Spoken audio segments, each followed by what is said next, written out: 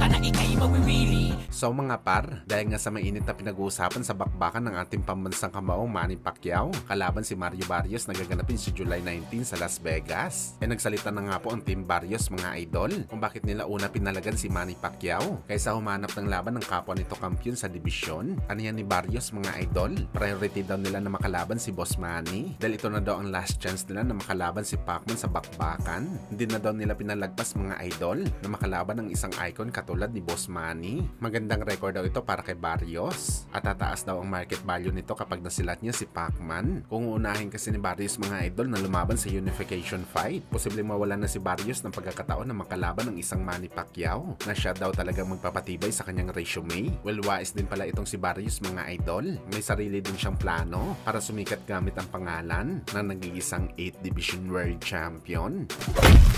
Samantala sa naging panayam naman po mga idol ni Manny Pacquiao kay LS Setback ng ES News, tinanong ito mga idol kung ano ba ang rason kung bakit bumalik pa ito sa action sa boxing sa edad ng 46 anyos, kung saan dito nga prangka ni sinabi ni Pacman mga idol na gusto daw ulit nito mag-inspire ng kabataan lalo na sa nag-uumpisa pa lang gumawa ng pangalan sa boxing sports, at higit daw sa lahat mga idol sa pera na makukuha niya sa laban dito na posible pa daw mga idol makakatulong sa kanyang mga kababayan. Sinabi din ni Pacman mga idol na hindi lang milyones ang tinulong nito sa mga kapwa nito Pilipino at hindi pa rin daw siya magsasawang tutulong sa abot ng kanyang makakaya mga idol. Kaya napasabi na lang talaga si Ellie ng AS News na ito daw talaga ang dahilan kung bakit marami ang nagmamahal kay Pacman at nag-idolize sa Pinoy legend. Marami ang mga fans na nagsasabi mga idol na siya ang GOAT dahil hindi lang ito mahusay makipaglaban sa ibabaw ng boxing ring, pati na rin sa labas ng lona. Isang GOAT pa rin si Manny Pacquiao dahil tumutulong ito sa kapwa. Is it in millions? Billions. Billions. Wow.